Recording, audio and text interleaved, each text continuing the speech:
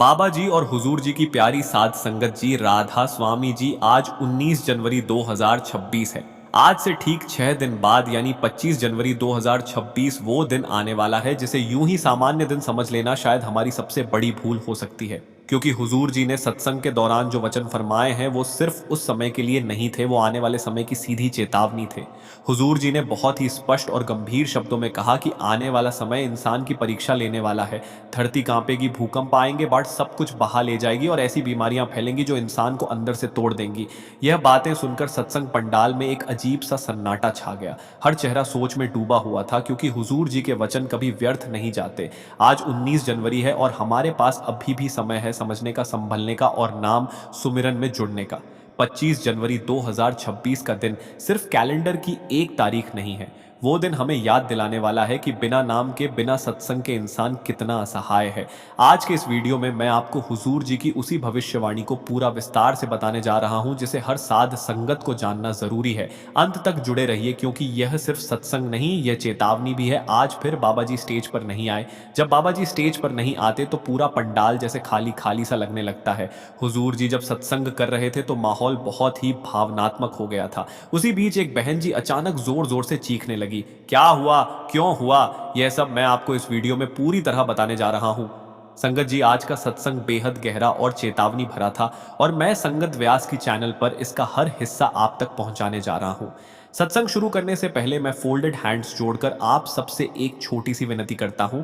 कृपया हमारे चैनल संगत व्यास की को सब्सक्राइब जरूर कर लीजिए। साथ ही बेल आइकन पर ऑल का ऑप्शन दबा दीजिए ताकि बाबा जी और हुजूर जी से जुड़ी हमारी हर नई वीडियो सबसे पहले आपको मिले। आज हुजूर जी ने सत्संग में जो स्वामी जी के वचन सुनाए वह सुनकर हर कोई भावुक हो गया। क्या कहा उन्होंने वह मैं आपको आगे बताने जा रहा हूं। आज हुजूर जी ने महाराज जी की वाणी पर लगभग 1 घंटे तक सत्संग फरमाया।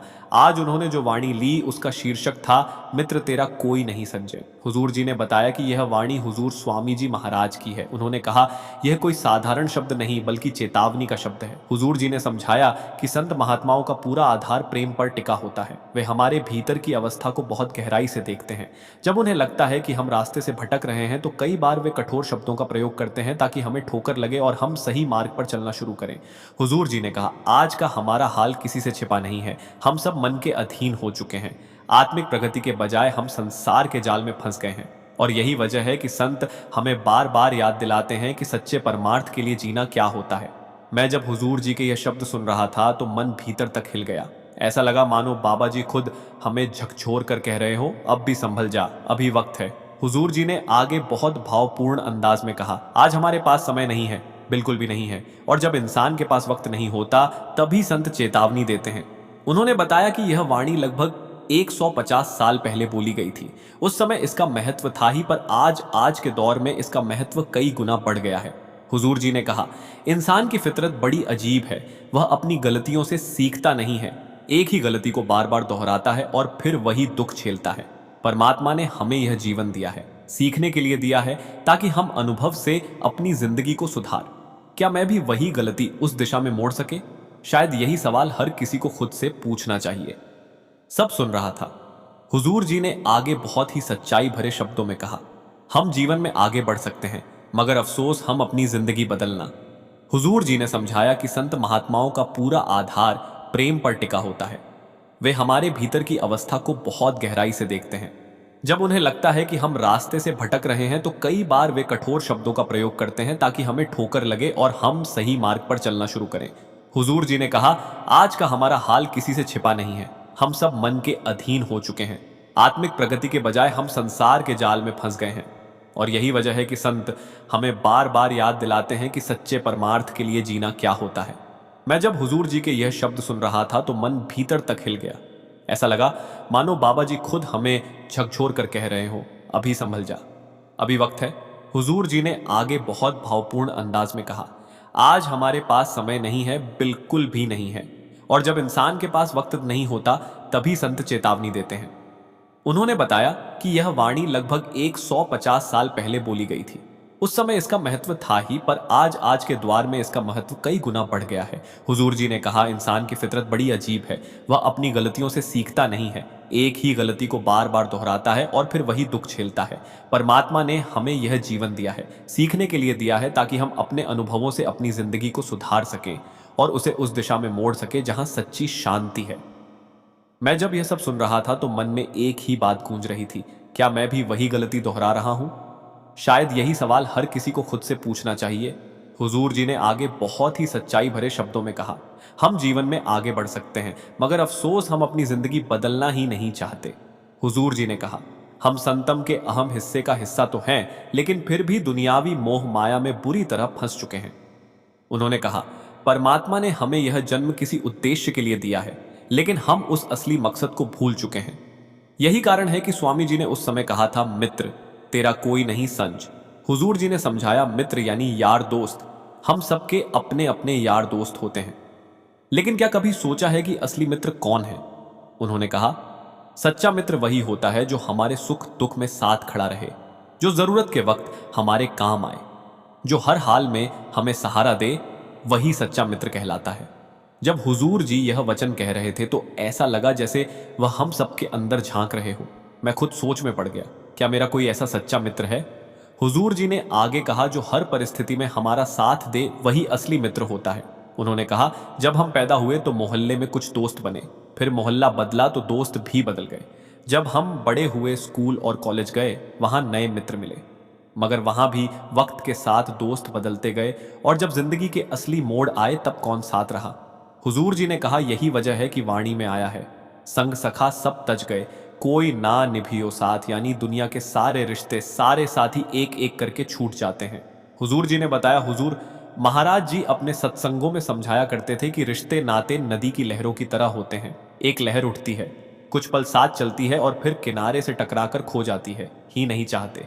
हुजूर जी ने कहा, हम संत मत के अहम हिस्से का हिस्सा तो हैं, लेकिन फिर भी इन शब्दों में इतनी गहराई थी कि पूरे पंडाल में सन्नाटा छा गया। मैं जब यह सुन रहा था तो दिल के अंदर से आवाज आई, सच में जो हर हाल में साथ रहता है वह केवल मालिक ही होता है। हुजूर जी ने आगे बहुत गहराई से समझाया, जैसे नदी में एक लहर आती है और कई कणों को एक साथ जोड़ देती है, उसी तरह हमारे कर्म हमें कुछ रिश्तों से जोड़ते हैं, लेकिन फिर अगली लहर आती है और वही कर्म उन रिश्तों को बिखेर देती है। हुजूर जी ने कहा, यही इस संसार की सच्चाई है। इस दुनिया के सारे रिश्ते नाते बस कर्मों के मेल और बिच्छू पर टिके हैं। इस सृष्टि में कोई भी हमारा स्थायी साथी नहीं है। उन्होंने कहा, सोचो, जो शरीर हमें सबसे नजदीक लगता है वही जब बीमारी में गिर जाता है तब हमारा साथ छोड़ देता है। जब शरीर ही हमारा सच्चा साथी नहीं रह पाता तो फिर बाकी कौन निभाएगा हमारा साथ? हुजूर जी के यह शब्द सीधे दिल में उतर गए। उस पल ऐसा लगा जैसे बाबा जी हमें समझा रहे हो, इस माया जगत में कोई भी स्थायी नहीं है, केवल मालिक ही सच्चा साथी है। हुजूर जी ने फिर स्वामी जी के वचनों का जिक्र किया। पड़ा सोवे तू इन ठगे यन्न में। उन्होंने कहा, हम सब गहरी नींद में सोए हुए हैं। फिर हुजूर जी ने समझाया, सोए हुए की परिभाषा क्या है। वह इंसान जो अपनी असलियत से अनजान है, जिसे यह एहसास नहीं कि उसके आसपास क्या हो रहा है, वही वास्तव में सोया हुआ कहलाता है। इसीलिए वाणी में आता है, माया मोह सब जग सोया, यह भ्रम क्यों जाई, यानी पूरी दुनिया माया के नशे में सोई हुई है। हुजूर जी ने कहा, हम परख नहीं करते, हम जागते हुए भी सपनों में जी रहे हैं, हम एक भ्रम में, एक झूठी ही दुनिया में खोए हुए हैं। उन्होंने आगे बताया कि हुजूर महाराज जी कहा करते थे, संसार में 3 तरह के लोग होते हैं। जब मैं हुजूर जी के यह शब्द सुन रहा था तो मन भीतर से कांप उठा, लगा जैसे वह मुझे ही कह रहे हो। अब जाग जा, बहुत सो लिया। हुजूर जी ने बहुत सुंदर ढंग से समझाया, इस दुनिया में 3 तरह के लोग हमारी जिंदगी में आते हैं। पहले वह जो हमारी दौलत को लूट लेते हैं, जैसे कोई डाकू जो बंदूक की नोक पर हमें डराकर सब कुछ छीन ले जाता है। उसकी मंशा साफ होती है, वो जबरदस्ती लेता है। फिर आते हैं चोर, जो रात के अंधेरे में, तब जब हम गहरी नींद में सोए होते हैं, बड़ी चालाकी से सब कुछ चुरा ले जाते हैं। हम कुछ समझ ही नहीं पाते और वह हमें बेहोश कर हमारा सब कुछ ले जाते हैं।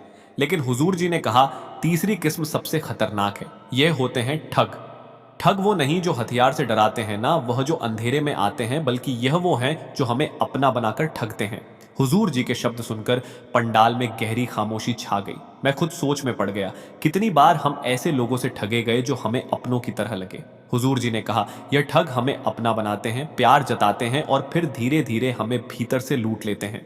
इसीलिए हुजूर महाराज जी इन्हें मीठे ठग कहा करते थे। उन्होंने कहा, अगर हम रिश्तों की बुनियाद को समझे तो वह प्रेम पर टिकी है और सच्चे प्रेम में हमेशा कुर्बानी होती है। प्रेम में कोई शर्त नहीं होती, कोई परख नहीं होती। मगर जब रिश्ते माया के मोह में बंध जाते हैं तब वहां देने और लेने का हिसाब शुरू हो जाता है। फिर हम उम्मीदें पाल लेते हैं और जब वह उम्मीदें पूरी नहीं होती तो दुख, निराशा और टूटन हमारे हिस्से में आ जाती है। हुजूर जी ने कहा, यही वह जगह है जहां प्रेम खो जाता है और मोह जन्म लेता है, और जब मोह हावी हो जाए तो इंसान का चयन चला जाता है। मैं उस समय यही सोच रहा था, सच में जो प्रेम हमें मालिक से जोड़ता है वही सच्चा है, बाकी सब तो माया के मीठे ठग हैं। जब हमारी उम्मीदें पूरी नहीं होती तो मन में एक बेचैनी सी शुरू हो जाती है, अंदर से दुख महसूस होने लगता है। उम्मीद पूरी हो या अधूरी, दोनों ही हालतों में हम प्रतिक्रिया जरूर देते हैं। कभी शिकायत करते हैं, कभी नाराज हो जाते हैं और कई बार तो अवसाद में भी चले जाते हैं। बाप को उम्मीद होती है कि बेटा बड़ा होकर उसका सहारा बनेगा, उसका ध्यान रखेगा। वहीं बेटा सोचता है कि जब वह बड़ा होगा तो पिता उसकी ज़रूरतें समझेंगे, अपनी संपत्ति उसके नाम कर देंगे। हुजूर जी कहते हैं, सास को भी उम्मीद होती है कि जब बहू हमारे घर आएगी तो घर का काम संभालेगी, परिवार का ख्याल रखेगी। लेकिन धीरे धीरे हम सब रिश्तों की उस असली नब्ज को भूल जाते हैं जो प्रेम और त्याग पर टिकी थी। अब रिश्ता उम्मीदों पर चलने लगा है, ना कि अपनापन और समझ पर। यही कारण है कि मनुष्य आज रिश्तों में दर्द महसूस करता है, शांति नहीं। हुजूर जी फरमाते हैं, आज हम सभी ओहदों और पदों में उलझ गए हैं। मालिक की कृपा से हमें जो ऊंचा दर्जा मिला उसका इस्तेमाल हमें सेवा और नम्रता के साथ करना चाहिए था, ताकि हम एक दूसरे की मदद कर सकें और साथ आगे बढ़ सकें। लेकिन हुआ इसका उल्टा। जैसे ही हमें कोई पद या जिम्मेदारी मिलती है, अहंकार धीरे धीरे भीतर घर करने लगता है। हम खुद को दूसरों से ऊपर समझने लगते हैं। हुजूर जी कहते हैं, अगर ओहदा पाने के बाद हमें केवल घमंड ही आ गया तो फिर उस पद का हमारे जीवन में क्या लाभ हुआ। आज हालत यह है कि इंसान अपने चेहरे, अपने रूप, अपने शरीर तक का घमंड करने लगा है। पहले स्कूलों में बच्चों की हाजिरी ज्यादा हुआ करती थी, अब जिम्मों की बढ़ गई है। हुजूर जी कहते हैं, शरीर के बाहरी सौंदर्य में हम इतने खो गए हैं कि भीतर की रोशनी को भूल बैठे हैं। मालिक की दी हुई नेमतों में गर्व नहीं बल्कि कृतज्ञता होनी चाहिए, क्योंकि वही विनम्रता हमें सच्चे अर्थों में ऊंचा बनाती है। हुजूर जी कहते हैं, हम रोज श्मशान घाट से गुजरते हैं लेकिन फिर भी यह नहीं समझ पाते कि जो इस दुनिया में आया है उसे एक दिन जाना ही है। तो फिर यह चेहरा, यह शरीर, इस पर गर्व करने की आखिर वजह क्या है। महाराज जी फरमाते थे, जब बीमारी आ जाती है तो इंसान अपना चेहरा तक देखना पसंद नहीं करता। जरा अस्पताल जाकर देखो, वहां हर कोई रोगी है। वाणी में भी आया है, सारे ही रोगी हैं। माता पिता रोगी हैं, परिवार रोगी है, यहां तक कि अग्नि, जल और आकाश भी रोगी हैं। माया ने सबको रोगी बना दिया है। इस धरती पर जो भी आया है उसे एक दिन सब कुछ छोड़कर जाना ही है। फिर किस बात का अहंकार। यही तो हुजूर जी हमें समझाना चाहते हैं कि यह संसार थाई है, यहां कोई भी सदा के लिए नहीं ठहरता। हुजूर जी कहते हैं, इसलिए वाणी में लिखा गया है, राम गया रावण गया, जाको बहु परिवार। इस दुनिया में ना तो राम रहे ना रावण, जिनके बड़े बड़े परिवार थे वह भी चले गए। तो फिर हम किस पर घमंड करें। हुजूर जी समझाते हैं, यहाँ कोई भी हमारा सच्चा साथी नहीं है। संत महात्मा ही आते हैं और हमें वह सच्चा रास्ता दिखाते हैं। वह हमें समझाते हैं कि नाम में टिके रहो, साधु संग में रहो और अपने गुरु में स्थिर रहो। अगर कोई हमारे साथ इस जीवन की सीमा से पार जा सकता है तो वह केवल कुल मालिक का नाम ही है। हुजूर जी कहते हैं, असली रास्ते की शुरुआत वहीं से होती है जहां प्रेम और भक्ति का संगम होता है। स्वामी जी फरमाते थे, प्रेम करो सत्संग में। जब इंसान सच्चे गुरु के सत्संग में जाता है तो उसे उस दिव्य शरण का अनुभव होता है। वहां कोई राजा या रंक नहीं होता, सब समान होते हैं, क्योंकि वहां बात अहंकार की नहीं, प्रेम और आत्मा की होती है। हुजूर जी कहते हैं, सत्संग में कभी भी राजाओं महाराजाओं की कहानियां नहीं सुनाई जाती। हम लोग अक्सर सोच लेते हैं कि अगर हम किसी धर्म स्थान पर जाएंगे तो वहां कुछ नई नई बातें सुनने को मिलेंगी, शायद कोई चमत्कार की बात होगी। लेकिन हुजूर जी समझाते हैं, सत्संग चमत्कारों का स्थान नहीं है, बल्कि सत्संग वह जगह है जहां हमें असली सच्चाई दिखाई जाती है। फिर हुजूर जी बड़े प्रेम से समझाते हैं, सत्संग असल में होता क्या है। वे कहते हैं, सत्संगता को जानिए जिथे एक नाम बखानिए। अर्थात सत्संग वही है जहां सिर्फ एक ही नाम की महिमा गाई जाती है। हुजूर जी कहते हैं, सत्संग किसी एक धर्म, जाति या समाज के लिए नहीं होता। सत्संग तो सबके लिए होता है, चाहे वह किसी भी जाति या धर्म का क्यों ना हो, क्योंकि वहां सबको एक ही चीज सिखाई जाती है, नाम की महत्ता और प्रेम का मार्ग। हुजूर जी कहते हैं, वाणी में साफ लिखा गया है, क्षत्र ब्राह्मण शूद्र वैश्य उपदेश 4 वर्णों को सांझा, यानी सत्संग का संदेश हर वर्ग, हर धर्म, हर जाति के लिए समान है। लेकिन हुजूर जी कहते हैं, आजकल हमारा सत्संग के प्रति नजरिया कुछ बदल गया है। हम सोचते हैं कि सत्संग सुबह 9:30 बजे है तो हम उसी वक्त जाकर प्रवेश का कर लेंगे, जैसे सत्संग वक्ता हमारा इंतजार कर रहा हो। हुजूर जी मुस्कुराते हुए कहते हैं, अगर किसी बड़े अफसर के साथ हमारी कोई मीटिंग हो तो हम तय समय से पहले पहुंचते हैं, तैयारी करते हैं और जब वापस लौटते हैं तो उस मीटिंग में कहीं हर बात को याद रखकर अमल में लाते हैं। लेकिन जब बात सत्संग की आती है तो वही गंभीरता, वही तैयारी, वही समर्पण कहीं खो जाता है। हुजूर जी हमें यही याद दिलाते हैं कि अगर हम सत्संग को भी उतनी ही प्राथमिकता दें जितनी किसी अधिकारी की मीटिंग को देते हैं तो हमारी आत्मा का सुधार निश्चित है। हुजूर जी कहते हैं सत्संग में हमें आधा घंटा पहले पहुंच जाना चाहिए ताकि वहां का माहौल आध्यात्मिक रूप से बन सके। उन्होंने बड़ी सुंदर बात कही। बुल्ले शाह ने भी कहा था, आमलाम कुत्ते होंगे ना बेड़े खड़ी रही ना जाता, यानी आखिर में हिसाब कर्मों पर होगा। जाति या धर्म वहां कोई मायने नहीं रखेगा। हुजूर जी समझाते हैं एक हफ्ते में कुल 108 घंटे होते हैं। हम खाते हैं, पीते हैं, सोते हैं और फिर भी हमारे पास 100 घंटे से अधिक समय बचता है। अगर इतने घंटे हमारे पास हैं तो क्या हम उनमें से सिर्फ 1 घंटा भी अपने परमार्थ के लिए नहीं दे सकते? हुजूर जी कहते हैं कम से कम हफ्ते में 1 घंटा सत्संग के लिए निकालो। वह 1 घंटा ही तुम्हारी आत्मा को शांति देगा, तुम्हें भीतर से बदल देगा। हुजूर जी आगे कहते हैं, अगर हम अमृतसर जाना चाहे लेकिन रुख जालंधर की तरफ मोड़ लें तो क्या कभी मंजिल तक पहुंच पाएंगे? इसी तरह हमारी आत्मिक यात्रा भी तभी पूरी होती है जब दिशा सही हो। हुजूर जी ने बहुत गहरी बात कही। परमार्थ बड़ी बड़ी बातों से नहीं बल्कि छोटी छोटी आदतों से बनता है। हमें अपनी राह, हमें अपनी रोजमर्रा की छोटी आदतों पर ध्यान देना चाहिए। देखना चाहिए कि कहाँ हमसे गलती हो रही है, क्योंकि सत्संग हमें आईना दिखाता है। वह हमारी कमजोरियों को पहचानने में मदद करता है। हुजूर जी कहते हैं सत्संग उस ठंडी छांव की तरह है जो हमें इस संसार की तपती धूप से बचाती है। लेकिन अफसोस आज हमारी हालत यह हो गई है कि हम उसी छांव की कदर करना भूल चुके हैं। हुजूर जी ने बहुत ही खूबसूरत उदाहरण दिया। उन्होंने कहा, अगर कोई व्यक्ति सिर्फ कार चलाने की किताब पढ़ता रहे पर कभी कार चलाकर देखे ही ना तो क्या वह सच में कार चलाना सीख पाएगा? फिर मुस्कुराते हुए बोले, अब सोचो जिसने सिर्फ किताब पढ़ी हो लेकिन कभी कार चलाई ना हो, क्या तुम उसके साथ कार में बैठना पसंद करोगे? हुजूर जी आगे समझाने लगे, देखो जैसे सृष्टि को एक शक्ति चला रही है, उसी तरह नाम भी एक ऐसी ही ताकत है जो सब कुछ संचालित कर रही है। उन्होंने कहा, नाम दो प्रकार के होते हैं, एक होता है वर्णात्मक नाम और दूसरा ध्वनात्मक नाम। फिर बड़ी ही सरलता से बोले, वर्णात्मक नाम वह होता है जब हम शब्दों के माध्यम से मालिक का स्मरण करते हैं, उसके स्वरूप का वर्णन करते हैं, जैसे हम देवी देवताओं को अलग अलग नामों से पुकारते हैं। हुजूर जी ने बड़ी नरमी से कहा, हमने तो हर शक्ति के आगे नाम रख दिए। कोई रक्षा करे तो उसे दुर्गा माता कह दिया और जो ज्ञान दे उसे सरस्वती माता का नाम दे दिया।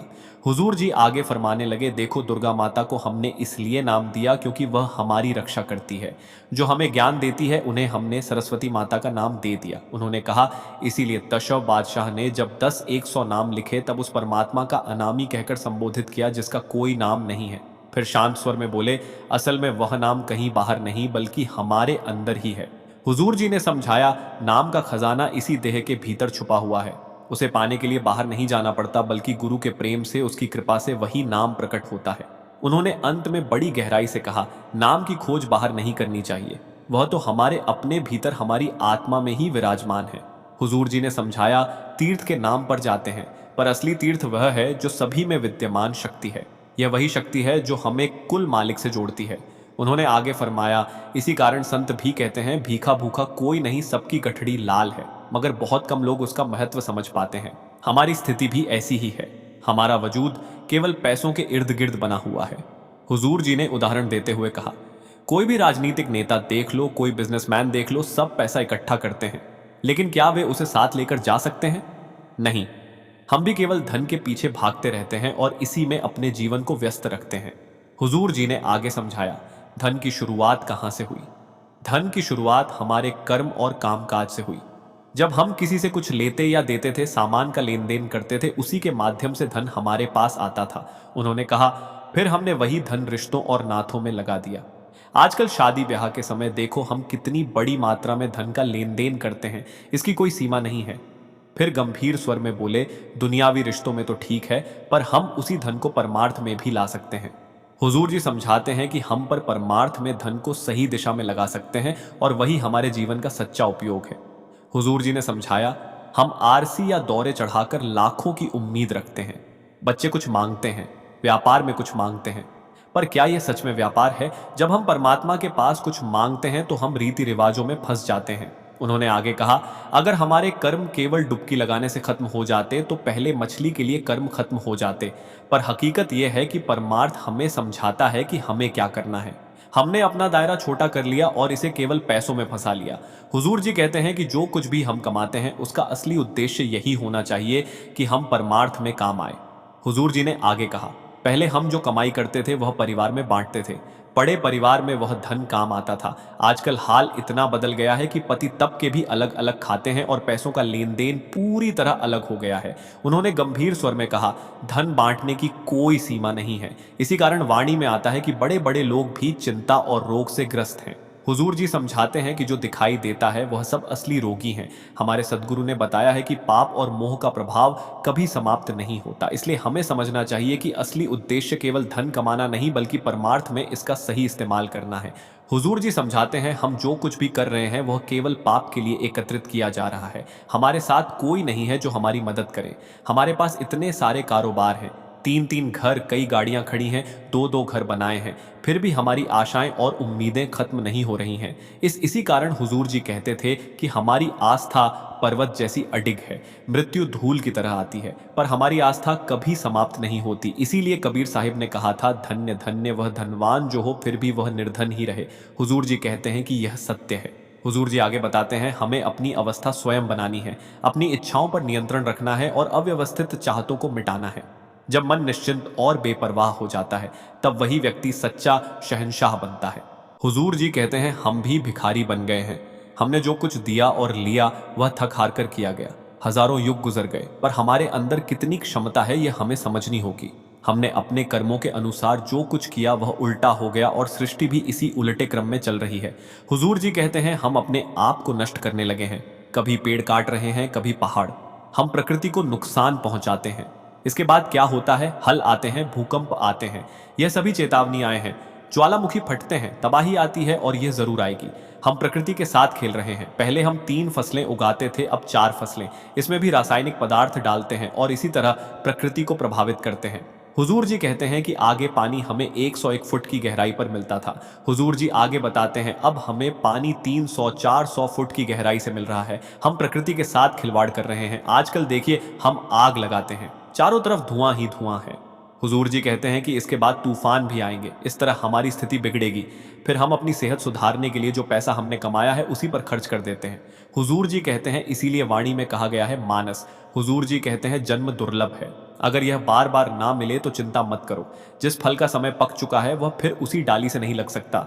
हुजूर जी कहते हैं, यह 84 लाख योनि आयाम है। मानव को प्रभु की महिमा समझने के लिए 84 लाख योनियों के बाद जन्म मिलता है। हम इन योनियों में से गुजरते हुए आए हैं। एक योनि में 1 वर्ष भी बीत गया हो और 84 लाख वर्षों के बाद ही हमें यह जन्म मिला है। हुजूर जी कहते हैं, हमें जीवन का मौका मिला है और हमें इसे व्यर्थ नहीं गंवाना चाहिए। इसलिए शेख फरीद जी ने भी कहा है। हुजूर जी आगे बताते हैं, वाणी में कहा गया है कि 4 गाय खो गई और 4 गाय प्राप्त हुई। इसी कारण आपा जी ने कहा कि हम अपनी दुनिया के कामों में जीवन बर्बाद कर रहे हैं। इसीलिए जन्म मिलता है गुरु से मिलने और परमात्मा को जानने के लिए। हमें यह जन्म इसीलिए मिला है कि हम भजन करें और उस परमात्मा से मिल सके। हुजूर जी कहते हैं कि अगर हम भजन नहीं करेंगे तो दुख मिलेगा। हम आखिरी कदम पर हैं, मेहनत करेंगे और उसी मालिक को प्राप्त होंगे। हुजूर जी कहते हैं कि यही हमारी आशा है। हुजूर जी कहते हैं, हम मदद दे रहे हैं लेकिन बिना गुरु कोई हमारी सहायता नहीं कर सकता। गुरु हमें बताते हैं कि गुरु के बिना हमारा कोई अस्तित्व नहीं है। हम जीवन की दौड़ में अकेले दौड़ रहे हैं और हमें समझना चाहिए कि गुरु कौन है। गुरु वह है जो शब्द, सूरत और धुन में हमारे चेला है। यह शब्द एक शक्ति है जो हमें परमात्मा तक पहुंचाती है। इसीलिए स्वामी जी ने यह शब्द उच्चारित किया था, गुरु मुझे अपना रूप दिखाओ। ये संकेत हमें यह बताते हैं कि हमें अपने अंदर के गुरु से जुड़ना है। हुजूर जी आगे कहते हैं, जब मन आए हमें वही सेवा करनी है। भजन और सिमरन यह सबसे उत्तम सेवा है। बाकी हम जो भी सेवा करते हैं वह माहौल बनाने के लिए है ताकि हमारी अंदर की शक्ति जाग सके और हम उस परमात्मा की भक्ति कर सकें। इजाजत चाहते हैं संगत जी। यह सत्संग अच्छा लगा हो तो प्लीज कमेंट बॉक्स में जरूर बताना। तब तक के लिए राधा स्वामी जी।